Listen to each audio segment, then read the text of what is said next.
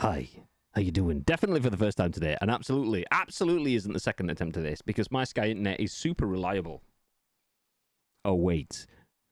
Oh, wait. Oh, wait. Welcome in for absolutely the first time today. If you are listening to the podcast, my internet did shit the bed. That's kind of what we're getting at. But hey, we are starting it again, going afresh. If you are new here, though, if you listen to this on demand or watching it live for the first time ever, my name is Graham. Hi, how you doing? I'm joined by the man that we call Bibby. I'll read Bib. Nice. Did it get discarded then? 100%. We got an R. It. Nice. Do you know what? Uploads! Discord didn't take you then, though, because they fucking ain't got no chance. Yeah. Anyway, welcome into the stream. If you don't know who we are, my name's Graham. This is Bib. We are Ice Cream Uploads, and this is The Scoop, the UK's #1 video game podcast. If we do say so ourselves. We were just having a conversation just before the stream went down, so it didn't make it onto the podcast, but we'll include it again for you now. Not only are we the UK's #1 video game podcast, which we have no statistical or empirical evidence for. We just say that because, you know, we are. But also, something we do have some absolute undeniable factual evidence, and it wasn't just because someone emailed us out of the blue randomly, but they must have factual evidence. We got an email the other day confirming that we are the #1 video game podcast in Bosnia and Herzegovina. Nice. Confirmed. Nice. So there you go. Shout out to all of the Bosnian Mandem. We appreciate you very much. Also, somehow, GG's, thank you very much, Precision. You know, you fucking game recognizes game. Yeah. Also, somehow, our podcast also charted in the health and lifestyle category. So we are the #4 podcast for health and lifestyle in Bosnia and Herzegovina as well. So let's go, boys. Fucking, paper. Let's just rain the money. Here come the money. Here we go. Yeah. So yeah, there you go. That's it. We're just going to finish up now. We've completed it, mate.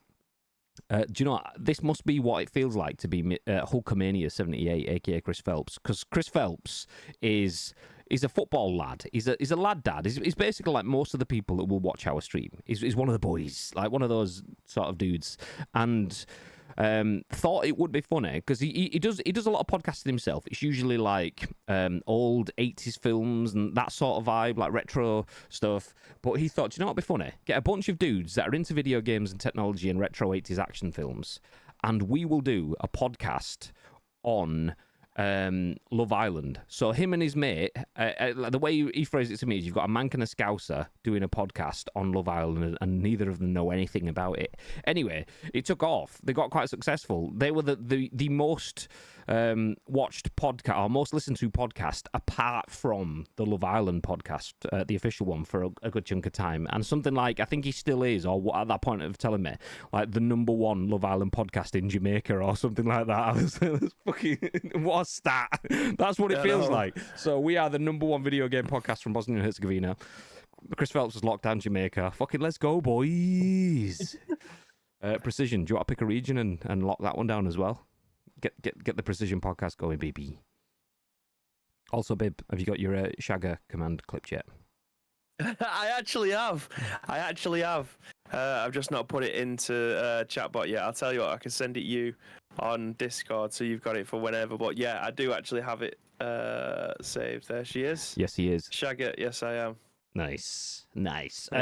So while Bibby sends me that, I'll finish up going up through what this is. So not only with the #1 podcast in the UK and Bosnia and Herzegovina, but we are here to bring you the biggest, the best, and breaking stories from the world of video games over the next hour or so-ish. It might be a bit more, a bit less. You never know. We'll see how it goes. But not only will we bring you those stories, we'll bring you our thoughts and our impressions on those stories. So please do feel free to sit around for that. But it's not just about our thoughts and impressions. We want your thoughts and impressions, and then your thoughts and impressions on our thoughts and impressions. That's kind of how the whole thing works. It's all about thoughts and impressions. If you didn't get it, nice. So we are live on twitch.tv/Ice Cream Uploads, where we go live each and every single weekday at 10 a.m. Ish. Nice. But the live stream is turned into a podcast, a video on YouTube, and an audio podcast on iTunes, Spotify, and Amazon Music and Google Play. There is a lot of places where over 200,000 people have watched, downloaded, listened, and listened again to this podcast on demand. So that is a lot of people that do watch, but don't get to watch live. So if you are in the stream, please do feel free to use your voice, well, keyboard, on behalf of those people, because they would very, very much appreciate that. Thank you very much. Shout out to everyone that supports our channel. If you just sat here watching, we appreciate you. Every view counts, not only because, we see you, but also because you help others see us. If you're watching on Twitch, just leaving a tab open is great because then, the more viewers, the higher we get ranked in the algorithm and stuff, and people find us. It's good. If you sub into the channel, we appreciate you too because you help keep the lights and mics on. And as you can see, between us, there's quite a few lights, quite a few mics. This is how it works. Also, shout out to the subs to the channel. In particular, right now, for the next few hours, Salty Dog. Because Salty Dog won the loot drop and has won a copy of Atlas Fallen, which came out yesterday. Today. Was it? I thought you said it was yesterday. Oh, no, sorry. Yeah, yesterday it came out. Sorry, I'm getting confused with the other game that I sent you yesterday. Yeah, so we drew it on Wednesday, but we couldn't give the prize away until the Thursday when Atlas Fallen came out. So it's out now, but Salty Dog hasn't claimed that. So if anyone knows Salty Dog, say, "Oh, right, Salty, mate, get your prize claimed, mate, or you're going to miss out." And then He's genuinely got like 15 minutes. Ooh, Salty Dog, mate, 15 minutes left. Ah, no. So yeah. 11:40 it was on Wednesday. So if anyone knows Salty Dog, and you don't want to miss out, give him a nudge. If you do know Salty Dog and you think, I'd actually like that game myself, then maybe don't say anything. It's up to you. That's what it is. But yeah, Salty Dog won, but isn't in the Discord, so hasn't been able to claim it. So yeah, shout out to anyone that does support to the channel, sub to the channel, because we appreciate the support, which is why we do giveaways like that. We have, at the moment, a copy of Atlas Fallen, which is it was Atlas Fallen, right? My brain just completely... Yes, it was, yeah. So yeah, we have a copy of that we'll be giving away to one sub. If it's not Salty Dog, we will re-roll that in a I don't know, about an hour and a half when we finish the scoop. We'll see. Also, shout out to the sponsors of the channel. Logitech G, you can use code IceCream, save yourself some money if you're buying any Logitech products. Astro, you can use code ICU to save yourself some money if you're buying any Astro products. No, actually, GT Omega, that one is. Sorry, Logitech G and Astro are the same company now. So Ice Cream will work across Logitech and Astro. Wearing my Astro A50s, babe. Yeah. It's good shit. Good shit. Good shit. It's good shit. Comfortable? Yeah, literally exactly the same as wearing a pair of A40s, but without a wire. Oof. No delay? None at all. None at all. Love that. I can hear my own voice and it's like, yeah, boy. Love that. Yeah. Big fan. Also, shout out to Insert Coin, who do the sexiest gaming merch, as you can see, scattered around our setups. I say that, you can't actually see any because mine's hidden now, and Bibby's has got the Arcade RPD jacket. Or is that Insert Coin there? That's a Mass Effect, a long sleeve t-shirt. I had to have something on display, do you know what I mean? Nice. There it is. Oh, yeah. No, lovely. Let's jump into the split screen. So we are here for video game content, and that content is quite varied today. We have a few stories to go through. 1, 2, 3, 4, 5, 6 stories. Obviously, naturally, it's Friday, so the last story of the day will be your free game Friday shout. We will tell you what game you can get for free today. So stick around for that. But before we get there is a lot more to talk about, including Call of Duty Modern Warfare 3 has 7 studios involved in the development. We'll go through that first. We'll talk about EA Sports FC24. We have gameplay footage that has been leaked, apparently. Quake 2's rumoured remaster is out now. We spoke about this just the other day, and all of a sudden it's fucking here. God damn. Yes. You can play it on a bunch of platforms, including Xbox. Speaking of which, Microsoft's £1/$1 Xbox Game Pass offer has been cut from 1 month to 14 days. We'll go through that. And then finally, if we've got time, we'll talk about Roblox. Not a big fan of Roblox. Don't intend to play it soon, but this is a story that we couldn't leave off, or at least try to get into the scoop. Roblox plans to start interviewing future candidates in Roblox itself. Whoa. Fucking bizarre as fuck. But we'll come to that one in a little bit. But Mr. Bibb. Yes. I know you're a big fan of Modern Warfare. Call of Duty, you've been playing quite a bit of it recently. I have. Plan on playing more. Did you know that... I mean, you clearly did because you put the news article together. But did you know that 7 studios have been involved in the development of the next Call of Duty game? For the sake of making this article sound like it's a brand new news. No, Graham. No, I didn't know that. So I'm prepared to hear more. Well, I have you covered. Nice. Ravi Sinha at GamingBot has a story. It says Call of Duty Modern Warfare 3, 7 studios involved in development. The Steam page lists Infinity Ward, Sledgehammer Games, Beanox, Raven Software, High Moon Studios, Demonware, and Treyarch.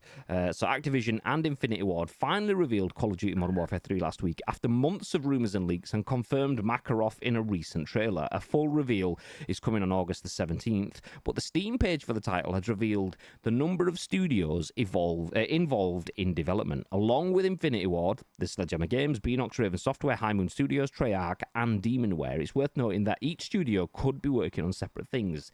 Sledgehammer may be leading development, as previous rumours indicated. Treyarch may be involved in Zombies, rumoured to be free to play, while Beanox works on the PC version, as with previous titles. Of course, Raven Software is likely working on the new Warzone 2.0 map, reportedly coming in December, while High Moon Studios serves as a support studio. Demonware's products like Matchmaking Plus are used for matchmaking and stats in Call of Duty, and we may see some improvements on those fronts in the sequel. Call of Duty Modern Warfare 3 launches November 7th. Okay, we don't need to go through the details at the end, but 7 different studios. And when I say 7 studios, don't take this lightly, by the way, as well. Call of Duty having 7 studios, it's not a case of, we're just throwing in a couple of indie support firms. These are all massive studios. Sledgehammer Games, a leading brand in the development of Call of Duty games. Treyarch, a leading brand in the development of Call of Duty games. Infinity Ward, also a leading brand. Raven Software, worked on them forever. And then their support studios, like Demonware and High Moon Studios and so on, and Beanox for the PC version, still substantial studios. So is this going to be the biggest, best Call of Duty ever? Or is this a case of... There were rumours that Modern Warfare 3 was just going to be an add-on, like a DLC to Modern Warfare 2. Is this a case of they've pulled out all the big guns to make it the best ever, or is it a case of they needed to pull out all the big guns to make it evolve from a DLC into a fully fledged video game? What are your thoughts, Pip? Yeah, it's. I suppose we're not really gonna know until the game actually comes out and we start to see what the gubbins of the game is going to be. But from where I'm sitting on the outside looking in, I believe with the decisions that they might have made, that they have made over the last 10 to 14 days, the fact that the Modern Warfare 2 operators, skins, guns, all of that stuff will be transferable and usable in Modern Warfare 3. It kind of gives me DLC vibes, but it also makes me feel like they are kind of turning Call of Duty into a live service game. So it'll be an evergreen piece of content, I think. It's not going to be a 12-month period like the previous ones were, where everything that you see in that game is redundant after 24 months because there would have obviously been 2 more iterations of the game coming out then. It seems like they're trying to merge all of these things into the same game. I don't know what that means for a potential Black Ops game whenever that may be arriving, because obviously they've been concentrating on the Modern Warfare stuff for what feels like the longest time. So I don't know where we're going to end up in the next couple of years. Obviously, we now have the roadmap for what Modern Warfare 3 is potentially going to look like. But in terms of what we're going to be getting inside the games, like you mentioned, a new Warzone map potentially coming in December time. And the guns won't be much different, will they? Let's be honest, because it's still a Modern Warfare game. I did read the FAQs about what's being moved over into Modern Warfare 3, and there's things like there won't be your skins for your tanks or your jeeps and stuff like that. That won't be relevant. There'll be some attachments that won't be relevant, so you can't bring them over. Things like lethal weapons and stuff like that, you can't bring those over. But in terms of lethal weapon in terms of your guns and your operators and the skins for those things, all of those will be. So everything lends itself towards being a live service game, and that's where my head is with this now. I feel like they've been playing catch up for a while. They've had a lot of hits on the hand recently, so I feel like they're looking at everybody else in the room and going, okay, we probably need to have an idea of how we can make people's money go longer, because like you've mentioned many times, the fact that you've bought skins in the previous game that didn't carry over to this one might have ended up putting you off actually spending money in this game. But now the fact that whatever money you put into it, whether or not you want to buy a Snoop Dogg skin and then it moves into Modern Warfare 3, great. There will be licensing issues with some of these though that may only be relevant for 12 months, so please bear that in mind. If they are making skins for characters that are within the game, then you're probably good. But in terms of actual real life, get Kevin Durant, Nicki Minaj, Snoop Dogg, The Boys, whoever else, Homelander, and stuff like that. Yeah, all of those probably are going to expire, and you might not get to see them for the entirety of Modern Warfare 3. But we are in a position now where some of the skins, like the dark, I can't remember what the Dark Aspects, I think it is, the one that I picked up recently. Fucking Dark amazing Cell. skin for Ghost. Pardon, sorry? Was it Dark Cell? No, that the Black Cell was the one Black that we got Cell. given. Yeah. We got given that one by Call of Duty UK Legends. Thank you very much for that. But it was like a dark accent or something like that. The pack was called. But it was a skin for Ghost, and it looked badass, and that's the one obviously that I'm currently using. That will probably last forever because it's one that they've created for that specific character rather than a licensed piece of equipment for your character. So yeah, everything's pointing towards a live service future, which I don't have that much of a problem with, because let's be honest, the leading battle royale in video game history, and is still laying foundations for everything else behind it in Fortnite, has kept on turning the pages, and people are still trying to catch them up. They will never catch them, in my opinion, because they are just so forward-thinking, front foot first kind of company, where they just think they'll write something down and go, this will be cool, and they'll put it in the game, and then people go, this is actually really fucking cool, and then other companies are like, how do we make our game be as cool as that game?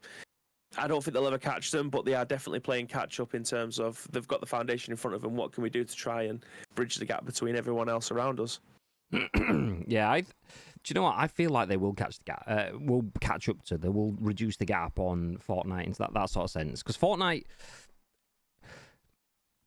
it's almost stopped innovating, and that's kind of a shitty statement, because like it's stopped innovating, but it's maintaining. But Fortnite did all of that innovation. It started to get the celebrity crossovers, but because it's had so many celebrity crossovers, people like us talk about it like it's the Funko Pop of video games, and so on like that, which is still phenomenal. Like just dropping Terminator into the game, like the exoskeleton kind of shit, fucking badass. Sarah Connor's back, you got badass.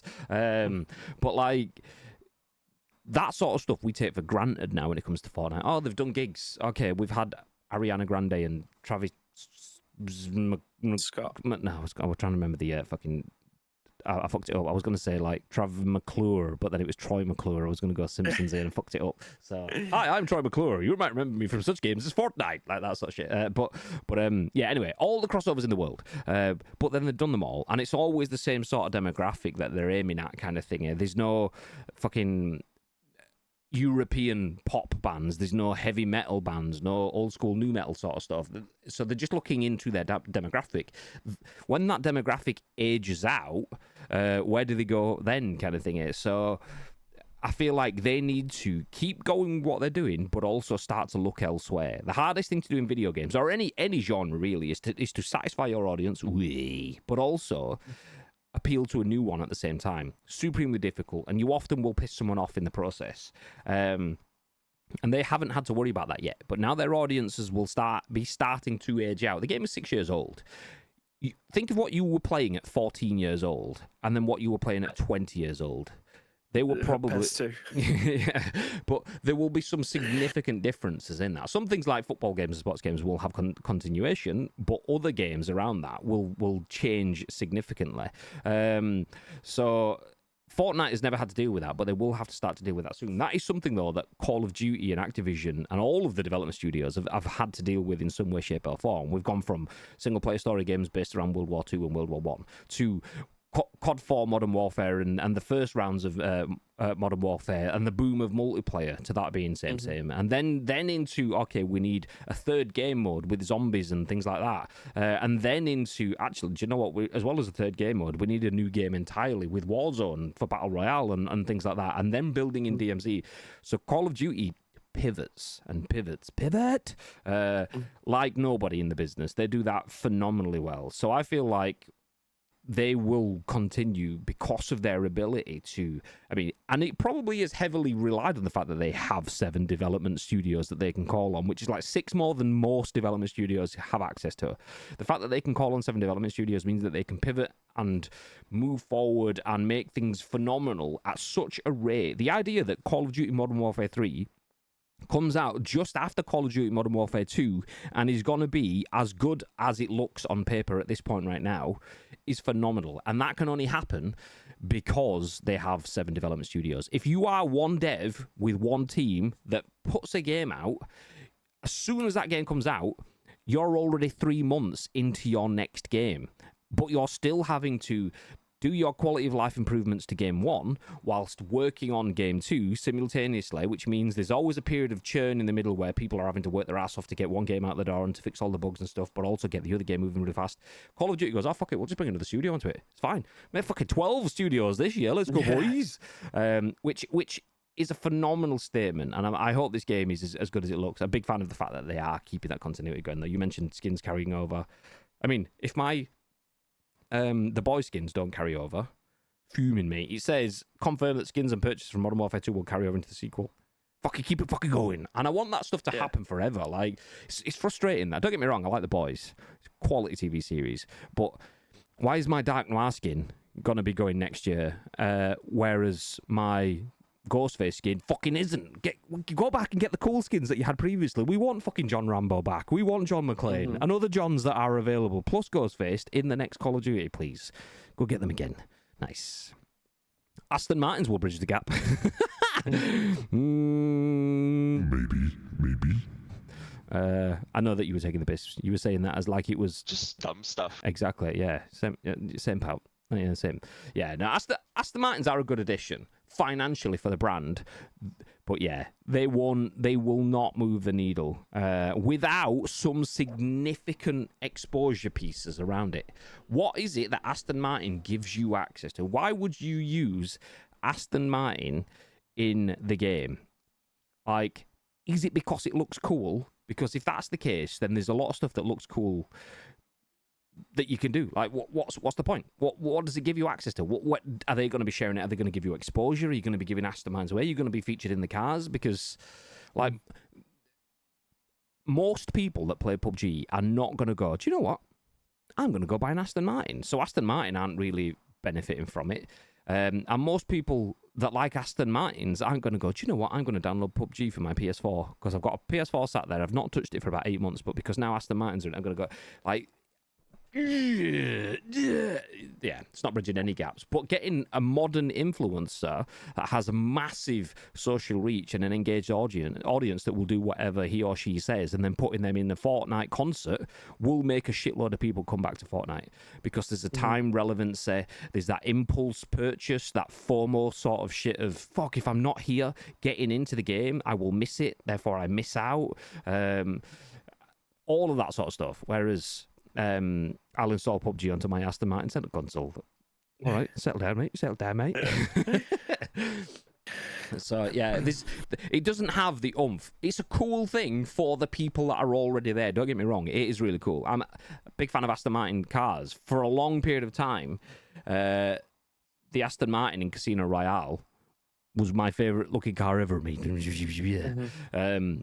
But yeah, you get the idea. So nice, I want it. I will try get it. I probably won't spend £1 million on it like I did with the McLaren. But yeah, what are you wanting for it? But Call of Duty knows that okay, we have those skins. We have Homelander. We have Starlight. We have Dark Noir. We have Kevin Durant. We have Tim the Tatman. We have all of these different people that are working in quick succession to bring all of these different audiences together, and not at a stupid price as well. Like 2,400. How much is 2,400 COD points, babe? Is it that? I'm not too sure. It is expensive. Is it like 30 quid? I don't know. I was thinking 15, but it could be. But 15 to 30 quid then. So expensive, but not obscene. Whereas to get a purple McLaren, it cost over 100 quid just for a colour of a vehicle that you already have. What's that? Oh, sorry. 5,000 coins is £30. 2,400 through.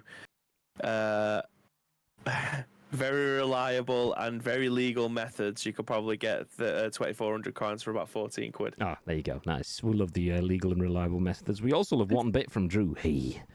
How you doing, mate? Good morning. Hi. So yeah, about 15 quid. So it's not too far away from Fortnite's costs in that sense. Level 3 backpack. Good morning.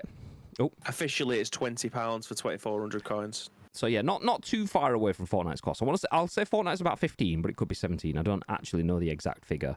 So 15 to 17 quid for a skin. So 15 to 20 quid for a skin in Call of Duty. Not the end of the world, but like level 3 backpack says, easily spent over $1,000 on PUBG, which is not money badly spent. If you've enjoyed spending that money, it's an investment in your own fun, which is fine. Over 7 years. Yeah. However long you've been paying it for. I mean, if you've only been playing it for a month, then I'd probably seek help.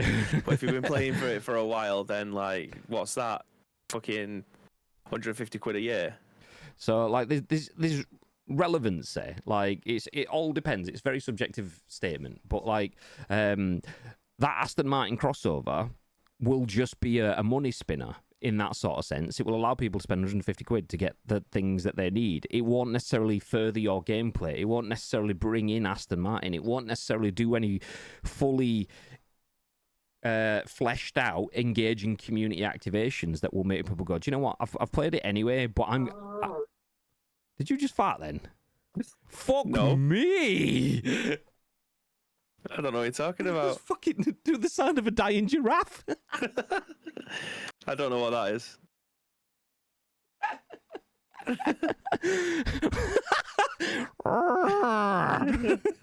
Is this chair needs oiling?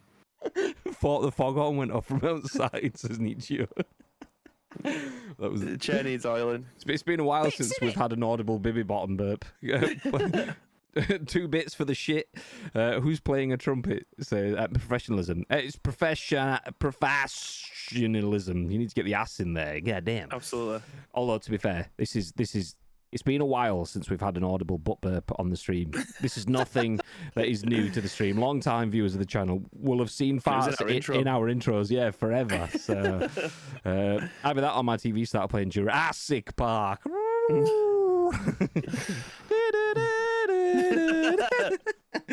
Nice. Okay, back in the room.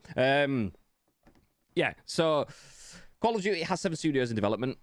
Those studios will be working off making sure the game runs, making sure the game has cool events, making sure the game has cool content and cool licenses and crossovers.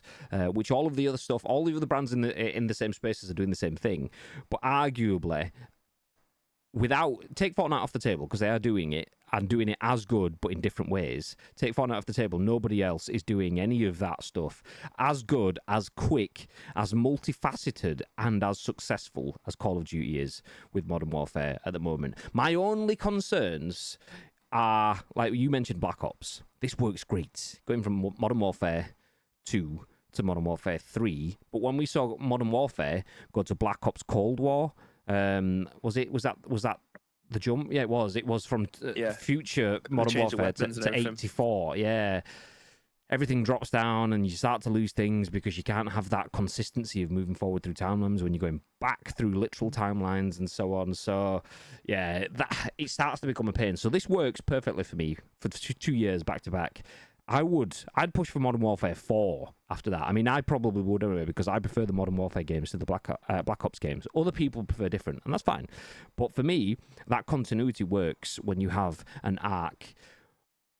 But having, like, Tim the Tatman with all his modern tattoos and his headset and everything jumping back into a World War One fight just looks a bit silly. Like, tattoos weren't really a thing back there, apart from your mate got a fucking pointy stick and stabbed you with it covered in ink, and you had something that remotely looked like your cat on your arm or something, whereas Tim the Tatman's got these fucking amazing things on him. Just the tattoos alone would be out of place, let alone holographic sights, ACOG sights, and all of the fucking Modern Warfare bits that you'd have to ditch as well. So bet that fan's not helping with the smell bib. To be fair, it's moving it away. It's just circulating. It's blowing it away. Turned off now. Thanks, Bob. Phone is just clipped dying giraffe. We'll have a look at that one after the stream. Nice. Okay, next up, let's jump into our next story. Mr. Bibb. Yes. FIFA, or EA Sports FC, as it is now going to be called. Yep. You've got a Switch. You've played it on the Switch. You've not really been bothered by getting new ones, though, because it's exactly the same game and has been for a bunch of years. But the new game is going to run on Frostbite Engine for the first time, and it has been leaked. Yes. Ooh. Jordan Midler at VGC has the cycle. Says EA Sports FC 24 Nintendo Switch gameplay footage appears online. The Switch version of the game will run on the Frostbite engine for the first time ever. So footage of Nintendo Switch version of EA Sports FC 24. What's up? So in the article that I read this morning, well, this is the article that I read this morning. The video was embedded, and it was showing the video that he's talking about. But on mine now, it's telling me that it's been taken down. Oh, yeah, So video you can't unavailable. see it. Oh, no. Fucking hell. Okay, well, we can talk about it anyway. If you don't know, it would have been a bunch of people on a big field of grass kicking the ball around. So there you go. Nice. So footage of the Nintendo Switch version of EA Sports FC 24 has appeared online. Invites for the game's closed beta was sent out on Wednesday on all platforms. The Switch footage, which is recorded via a camera pointing at Nintendo Switch in handheld mode, shows a match between Barcelona and Man City. The footage, which can be seen below, not anymore, features kits and player stats from last year's game, but this is consistent with past betas in the FIFA series. In order to participate in the beta, players must agree not to share any footage of the game, such as steaming it online. Nice. The player's EA Sports ID is shown throughout the game in order to prevent this. Unlike previous years, EA FC 24 and Nintendo Switch will be an entirely new game to its predecessor. For the first time, the Nintendo Switch version of the game will be running on the Frostbite engine. The Nintendo Switch version will also get the full Ultimate Team experience, unlike recent FIFA entrees nice on the system, which have largely featured a limited version of the mode. According to EA, the Switch version of the game is now similar to the PS4 and Xbox One versions of the game. Okay, video is down, so we can't actually look at the content, which doesn't really bear difference, really. The fact is, EA Sports FC Nintendo Switch gameplay has had an upgrade. It's not a PS5 version of the game. It's not an Xbox Series X or S version of the game. Standard. Nobody would have ever expected that from a Switch anyway. But it is a Switch version of the game finally. Not something that was made for the first Switch a bajillion years ago at the first iteration. They are actually creating a specific version of the game. Is that enough for you, as a football fan, as an owner of a Switch, to actually go, do you know what? EA Sports FC is something I'm going to invest in for 2024. What are your thoughts? Not straight off the bat. I'm not going to say I've been burnt by owning copies of FIFA on the Switch before, because they've filled the gap of what I wanted them to do anyway. Like, when it comes to football games with me, I play a wide variety of them. Some horrendous ones, some really good ones, some middle of the road ones. Like, I've got Dream League International Soccer there with Roy Keane on the front of it, which is probably one of the worst football games I have ever played in my life. But I got it because I wanted to keep it, and every now and again I might end up going back to it. The International Superstar Soccer, the ISS games that got moved over to the PlayStation 2 and was made by Team A, was it? I can't remember the name of the. It wasn't the Konami the Konami PES team. It was another company. I'm sure it was like Team A or something. But they are terrible football games. Like, they aren't anywhere close to the original ISS games that we played, either on the SNES, either on your PlayStation 1 or anything. There was obviously they'd moved on to PES by then, so the ISS stuff got moved on to a different team. But anyway, the Nintendo Switch versions of FIFA filled the gap. A nice little career mode going on. They do have Ultimate Team on there and stuff like that. So if you was interested in playing it, then you have got the opportunity to be able to do so. They've got a live market. That I don't think they had as many campaigns as obviously they do on the other consoles and on the PC. However, this might end up changing that. Like, this for me is a much more viable version of FIFA than the mobile version. And I know the mobile version is shit hot. The campaigns and all of the other stuff that you can do on it is great. The gameplay is probably where it lets down with me, because you can't use a controller. It sucks. You have to use the on-screen touchscreen stuff. So if they could move all of the stuff that you'd get as your daily content and all your campaigns and stuff onto Nintendo Switch, oh my God, you have got a real game on your hands there. So I'm interested to see when this game comes out what the new additions are potentially going to be. They've got a new engine on there. It's not going to have pro clubs. It's not going to have anything on that. But in terms of like people in the office, or me and you, when we go out to events and stuff, we both got it. We can have a game against each other, maybe do some co-op seasons or something. Viable options. That's all we needed. Viable, playable options, and that's essentially what I think we might end up having with this. So I'm looking forward to it coming out and seeing what people are going to get from it. Because I remember last year, I think it was Chris Scullion ended up just reposting the same review that he did last year because the game was exactly the same. Exactly the same. Just apart from a lick of paint. Kits. Yeah. The game was exactly the same. Latest updates to the teams and to the new kits. It was genius, to be fair. Just copy and paste the same review, like it was the same. I love the way that like he actually said that. I've copied and pasted the review because they've copied and pasted the game. Genius, fucking genius. Get your statement out, but also give something to read as well. Nice. Yep. The ability to cast tournaments needs to be in EAFC. When you say cast tournaments, what do you mean, Pout? Give me the details. As in, like, simulation mode? Like, spectator mode, should I say? Not simulation, spectator mode, that sort of stuff? Because, yes. I don't think spectator mode exists in FIFA yet, as far as I'm aware. But that's something football games... I mean, we've worked in football esports for years, and that's something that was sorely missed. So...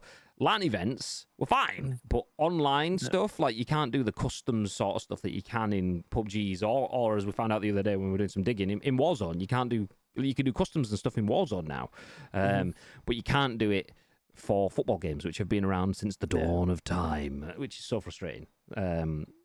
Like a spectator observer role for a tournament, like if Wobbles wanted to do World Cup type tournament. Yeah, exactly. So we've done streamer tournaments before. We've done solo tournaments, duo tournaments, and the triple threat tournament. But it was all based around we had to have 16 different teams, but the captain, air quotes, of the team, think of like the Royal Rumble, the captain of the team has to be streaming. And that is so that we can jump in and see their gameplay. We can obviously see it in PUBG. We've got the spectator mode, so if their stream fails or whatever, it doesn't matter.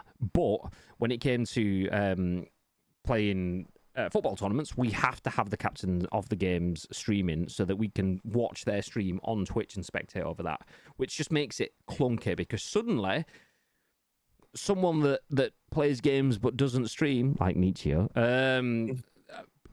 although he can, obviously. But someone that can't stream then suddenly is excommunicated from entering the tournament unless they play as someone's second or third.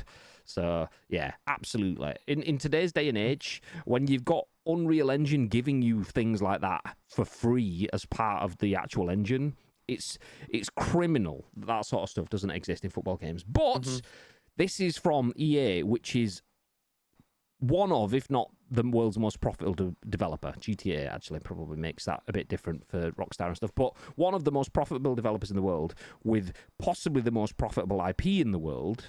Once again, GTA probably still is that. But hasn't bothered making a game for the Switch for a few years, because why not? Hasn't really bothered touching career mode until this year when they've started to do a little bit more on it. Hasn't really changed foot beyond adding more lightning rounds and things like that. Hasn't really looked at the pro clubs until this year where we've got crossplay. So there are steps forward, but with the amount of revenue, the amount of advances that game hasn't made is quite criminal, really. So it kind of goes part and parcel with it. But we do get Switch gameplay, and it's an actual new game for the first time in 5 years or whatever it is. So no more legacy editions. It's a step forward. And there's been a lot of steps forward. As negative as that whole bit was just from me there saying EA is criminally under resourcing their games, yeah, you're refining the bits that you've refined every year because it's ambiguous. Oh, we've got new power trajectory physics techniques. Great. Players have got new faces and new marketing stuff. Great. But what's actually changed? But they actually are changing quite a bit. There might be a lot of small bits. It might be baby steps, but a new game for the Switch is, say, get baby step. That's quite a significant step. Crossplay in pro clubs is quite a significant step for the life of that game. Anyway, the community can support itself. You give them the tools to support themselves, then you're doing a bigger service than just going, oh, trophy cabinet. Great. Okay.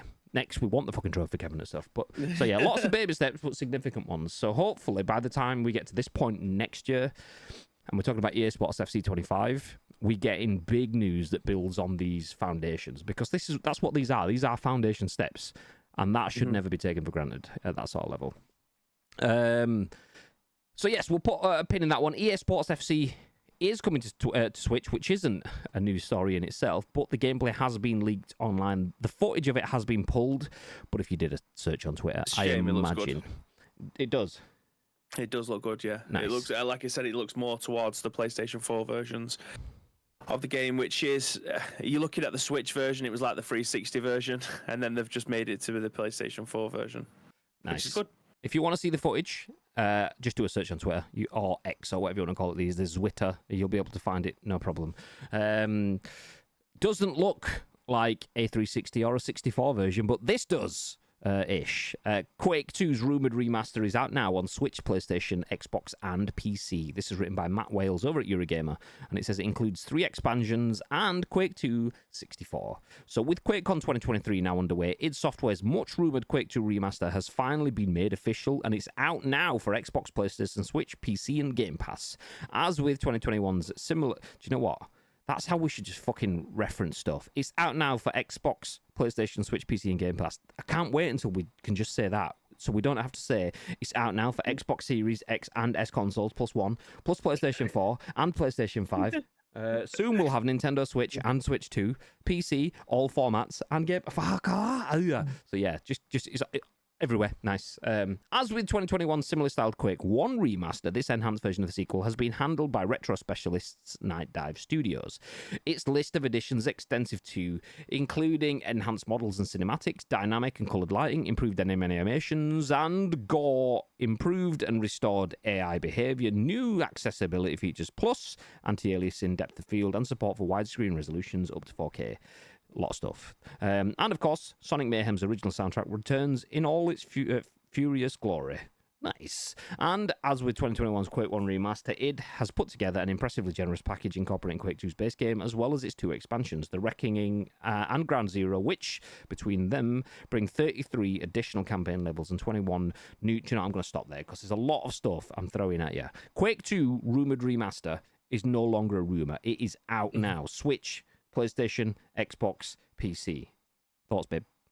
Yes, I am so ready for this. Like, I need to install it onto my Series S and just get it playing. Like we mentioned earlier on in the week, well, I'd say the earliest part of this week on Monday, when this was first rumored and we brought the story, that I was super looking forward to this because I am a Quake person at heart. Obviously give the reason as to why during school and playing LAN tournaments and stuff like that. So the fact that we're getting a remaster of Quake 2 available on Game Pass, by the way. So if you've got your Xbox Game Pass, you can go ahead and get that downloaded.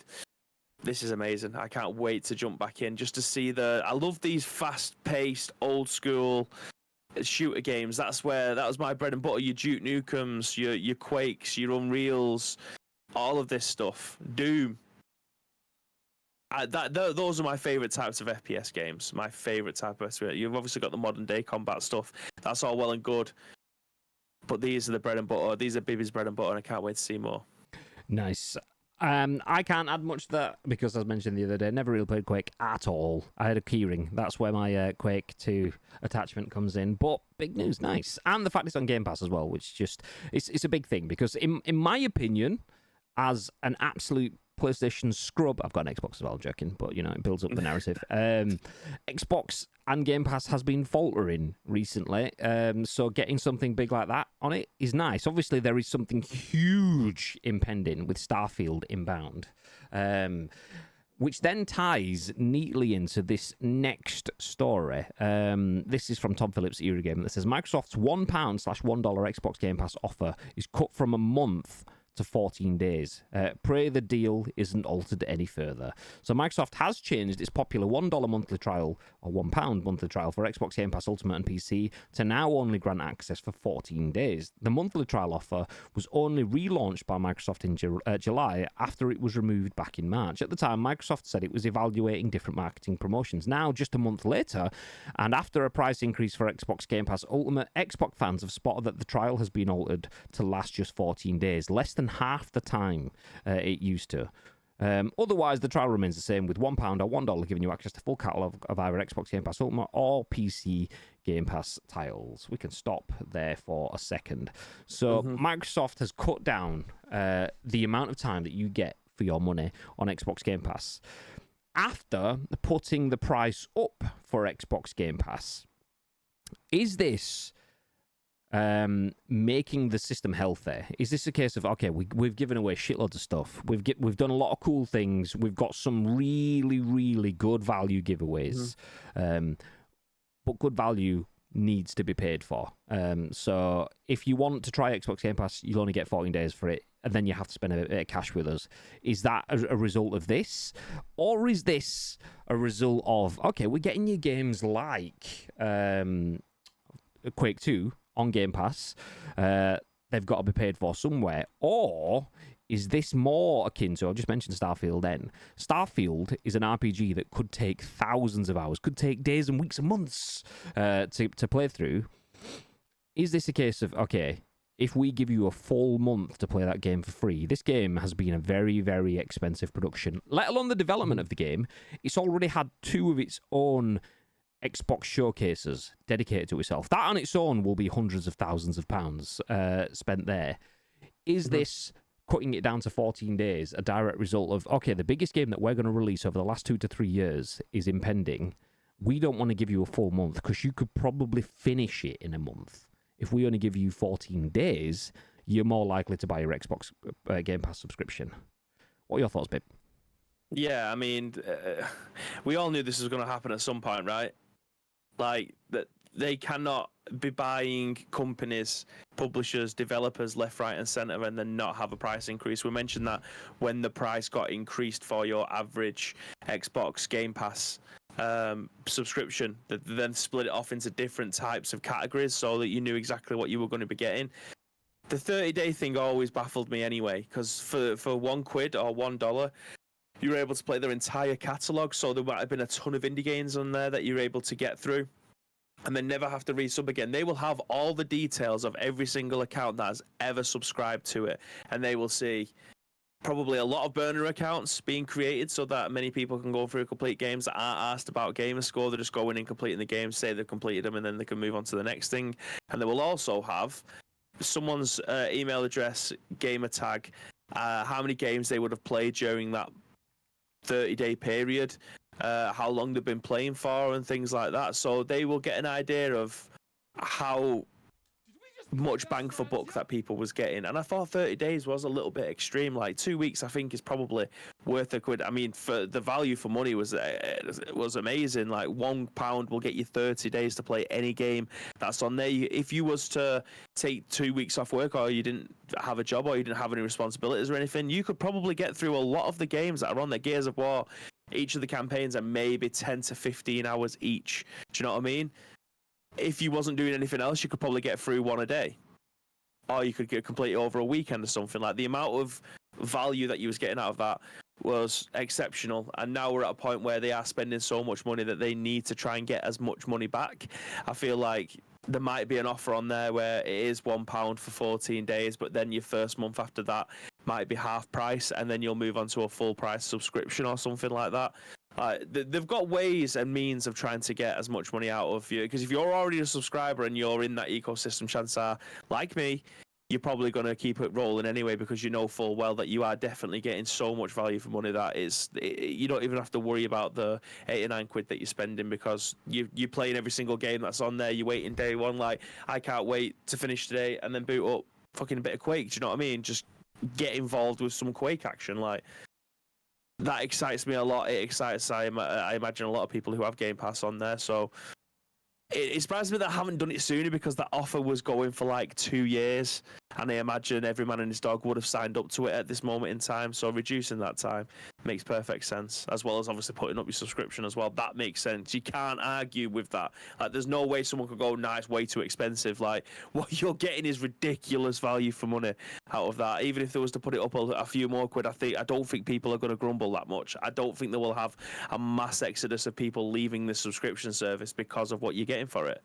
No, I agree. Xbox Game Pass is the greatest deal in gaming. Achilles, is that how I'm pronouncing this? Welcome in, dude. Thank you very much for the follow and for getting involved in the chat. There's other games besides PUBG. Never heard of that. I know, right? I know. Xbox Game Pass is the greatest deal in gaming. Fact. It was always gonna change. Fact. Ice Cream Uploads and pretty much the entire world predicted that the price would go up eventually. You can't do so if it's too good to be true. It often is. And Xbox Game Pass was too good to be true, but it was true. But eventually the truth runs out in that sort of sense. And Xbox has to put up the prices. And they haven't even taken the piss. It's gone up a couple of quid a month kind of thing. Like, for what you get access to, it is phenomenal. So it doesn't surprise me that they brought in their $1, £1 deal. So if you want to get access to Game Pass, all you need to do is spend $1, £1. You get access to the full catalogue of first-party and a lot of third-party titles. Phenomenal business.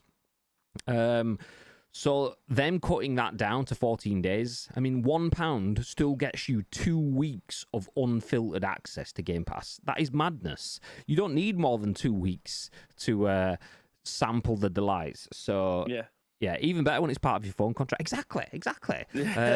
So yeah, £1 to get hands on. I mean, Starfield for me is the big thing there. Starfield is going to be one of those games that you're going to play for. You can play for 80 hours and be done. You can play for months and not be done, but you can also play for 2 or 3 weeks and you finish the main story.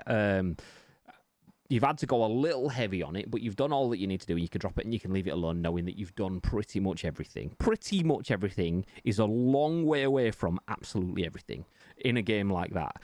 So by limiting this to 14 days, you either have to go intense in a game like Starfield, which is probably going to get you hooked. Because if you go full, like I'm doing fucking 6 hours a day, every day after work to get smashed through this in 2 weeks kind of thing, after 14 days, you're going to go cold turkey then. Fucking, you'll be sat there like doing the itch on the, you got any more of that? You got any more of that Starfield?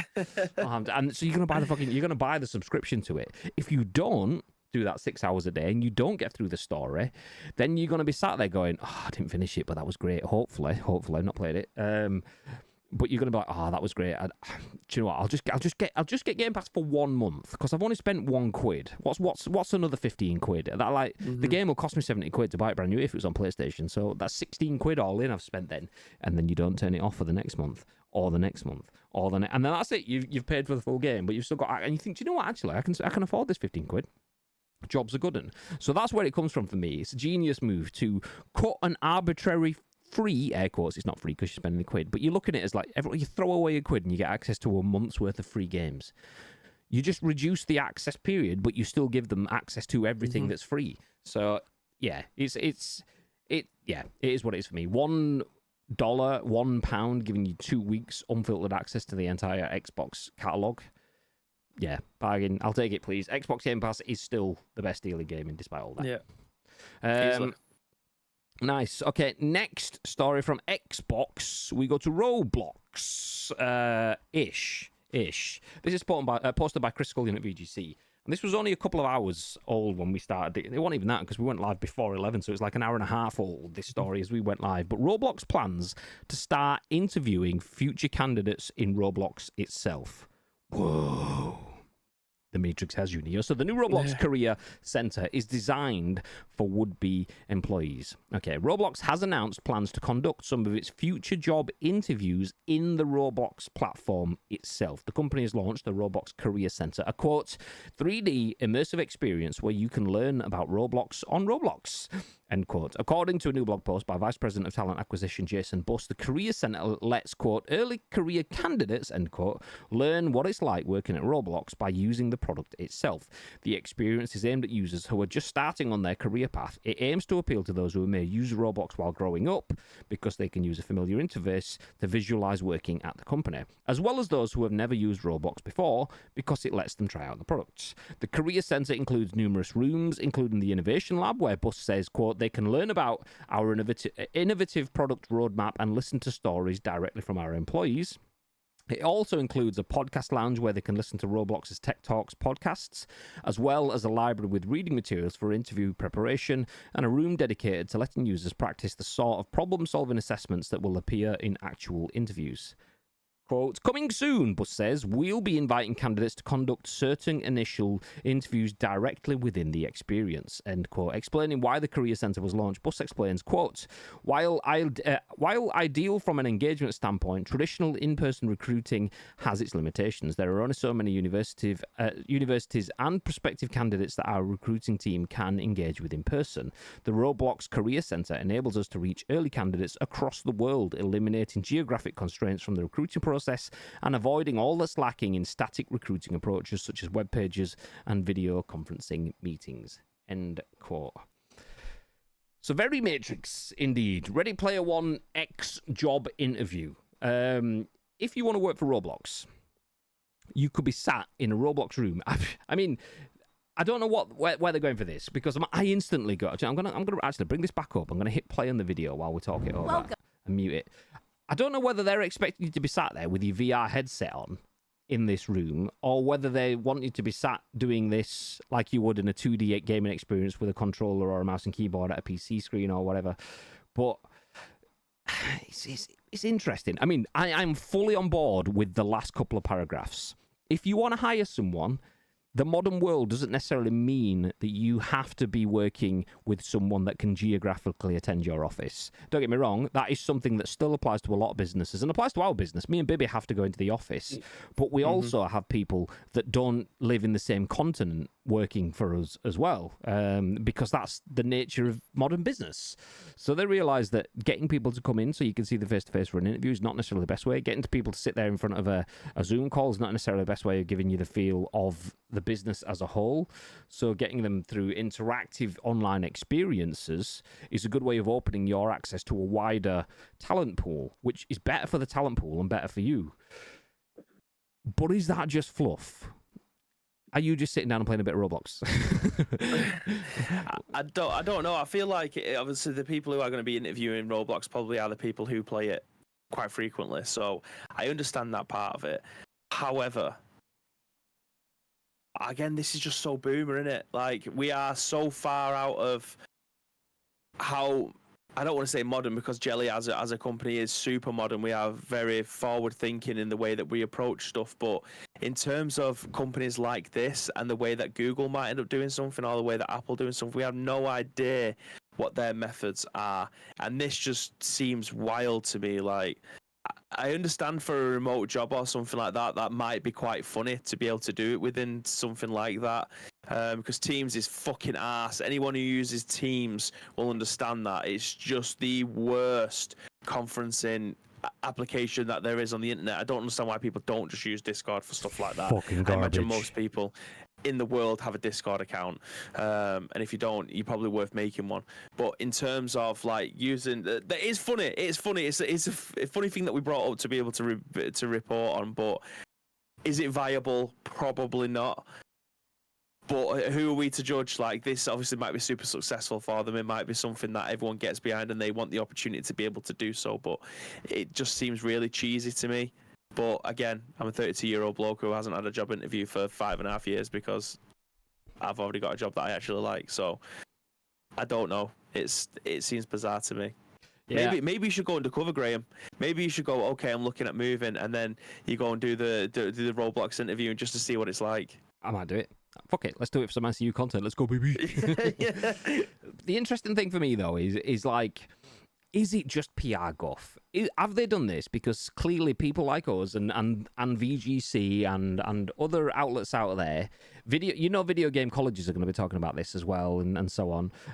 Universities that they're looking at will pick it up, either to take the piss or to look at it. And like, you'll get those lecturers will always have to be future minded in terms of, do you know what?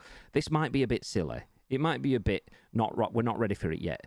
But this is definitely potential for the future. We could be going to digital meeting spaces. I mean, Apple wants us to be sat there with Macho Man Randy Savage's goggles on our faces for their VR stuff. They want us to sit at home with VR goggles on that we can see through, so we can still talk to our family while being still fully immersed in the office at the same time. It's like Jack and Daxter kind of thing. Or it was Ratchet and Clank, wasn't it, should I say? Yeah. Where you can go through a rift and be in two places pretty much at the same time. That's what fucking VR stuff wants us to be. So this is weird as fuck, but also is it weird as fuck? Because it's only weird if you don't embrace it. And once you embrace it, it's actually pretty cool in that sort of sense. Not necessarily this, but that same goes for a lot of things. Using your piece of glass in your hand to do all of the things that you do, from your banking to fucking chatting to your child's school to fucking doing your work emails to video conferencing to scrolling through Twitter to watching Wobbles lose yet another game on FIFA. Oh. Whatever you What a surprise. It was actually when you left the stream the other day, he went on and won a game, and he was like, "There you go, Bib," and I was like, "You were not going to believe this, but Bib just told me that he's just dropped off to go and get his kid from nursery, so he's not even here." He's like, "Of course he's not here." The Bibby curse.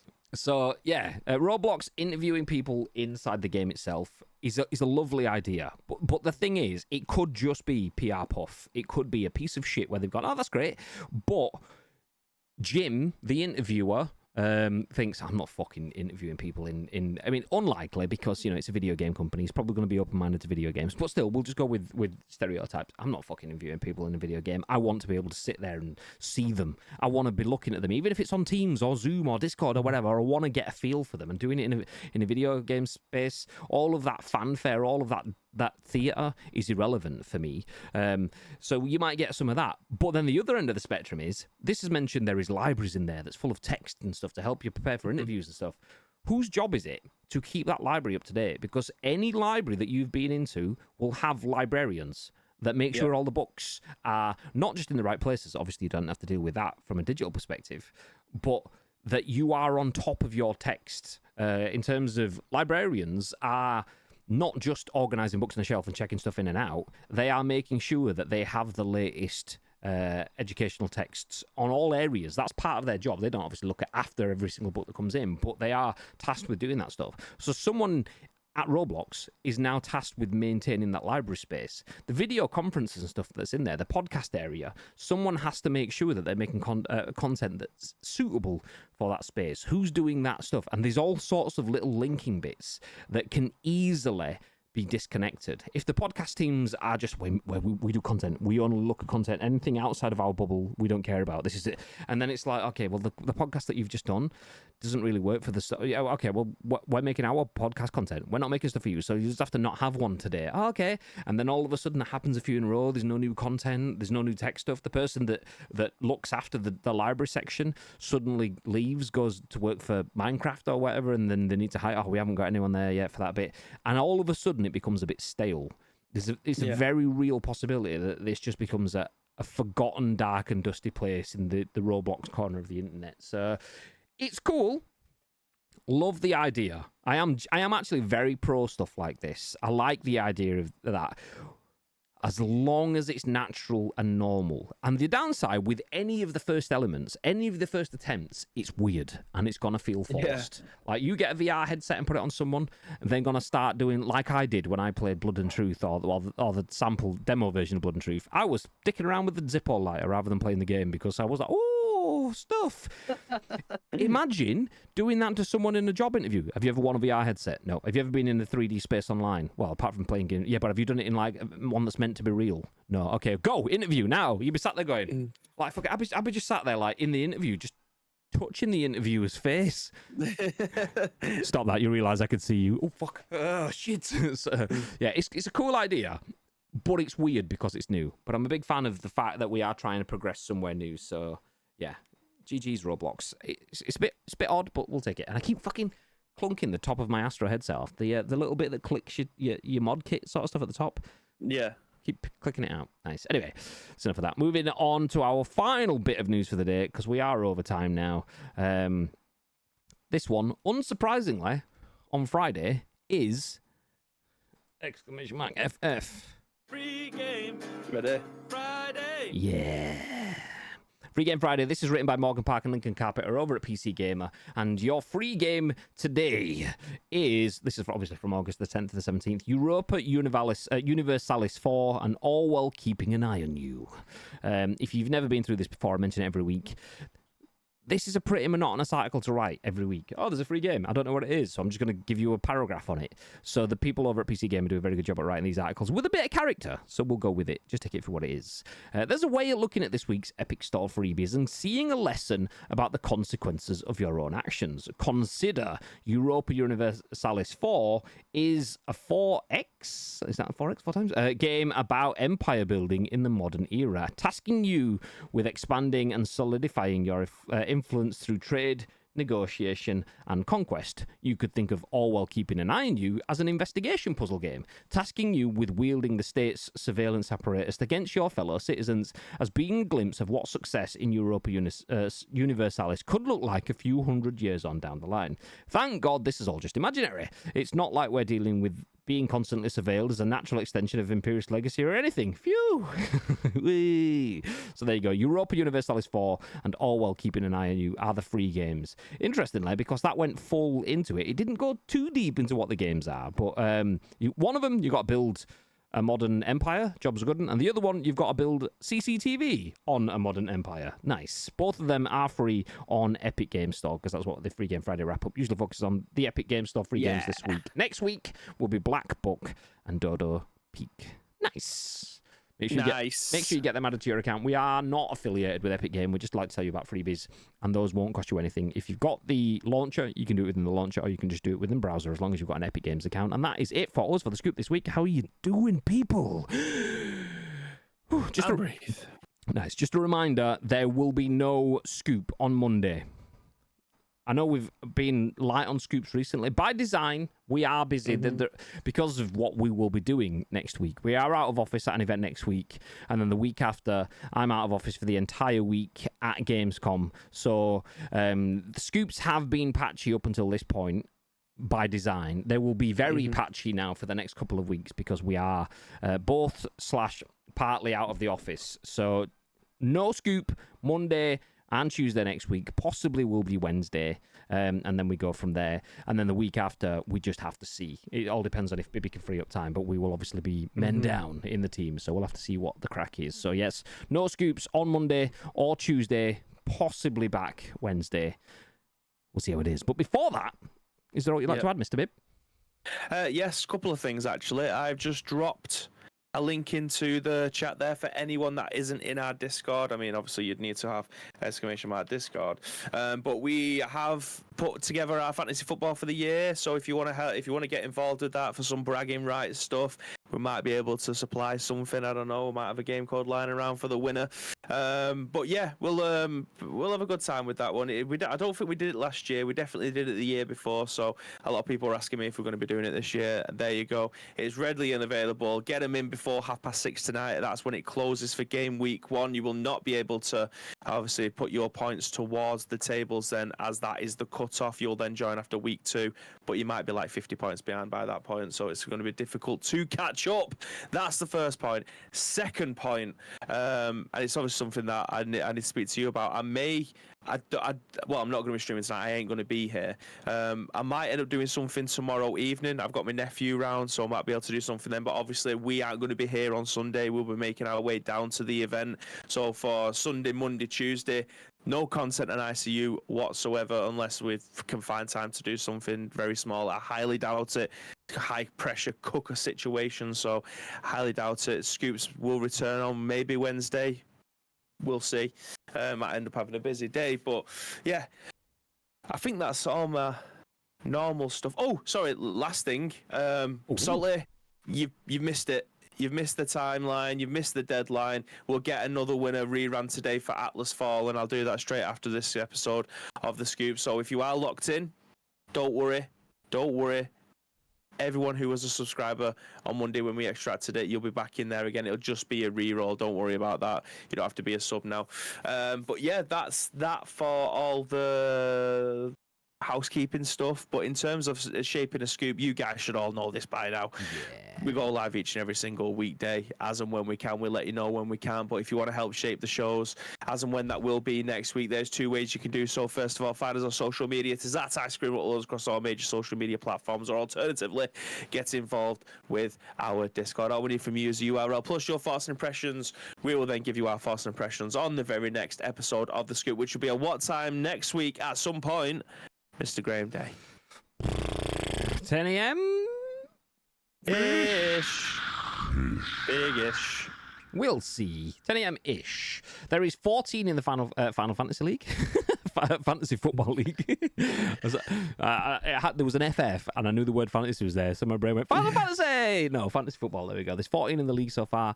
Nice. So, yes, full-on FF as well, because the Free Game Friday is getting re-rolled, because with the loot drop is getting done again. So if you're in the Discord and you want a copy of Atlas Fallen for PC, keep your eyes on it, because if it's you, we'll be dropping that shortly. Just before we go, a quick roundup of the news. Obviously, we started talking about Call of Duty Modern Warfare 3. There's 7 studios involved in the development. We started talking then about EA Sports FC 24 Nintendo Switch gameplay has been leaked. Quake 2 is out now. Microsoft has reduced the terms for its Xbox Game Pass offer period, and Roblox wants to interview you in Roblox. And then we gave you Free Game Friday roundup as well as that. Shout out to Achilles. Thank you very much for the follow. I appreciate you very much. Drew for the 2 bitties and for the 1 bitty. We appreciate you all. You beautiful, beautiful people. I am potentially back tomorrow. I'm saying potentially because I'm not around on Sunday, and all of the Sunday stuff that I usually do has to now be done on a Saturday. So I am around tomorrow, and exactly that. Yeah. So I am around tomorrow, but I don't know if I'm gonna have the time, and if I am, it might be a short stream. So we'll see how we get on. Lotus wanted to do some Double Trouble games, so I might just jump on and do a short one, get some games in with him, and then jump off if he's around and stuff. We'll see. I'm not quite sure what my Saturday looks like yet, so they may not be a Chasing Crates with Mate stream. They may just be a Chasing Crates with Lotus stream. We'll see. But the best thing to do is just follow us on Twitch. You get notified when we go live, and then that's it. Everything takes care from there. I mean, you can do the same on Twitter. We've got all the links in the Twitters to the socials that JMK has thrown in. Bibby's already told you to follow them, so if you're not already followed them already, What the fuck you doing? Do it now. Would you play We are that gonna mid? you up, you in bitch. But anyway, have yourselves a beautiful weekend. We appreciate you sticking by us. We are going to raid one of our friends. We're not quite sure who yet. We'll throw up the end slate and we'll figure it out together. Make sure you go along because you'll get 250 sprinkles and we can help someone with their streaming journey. Until next time, though, have yourselves a beautiful weekend, whatever. We will see you next Wednesday. Stay frosty. Stay frosty.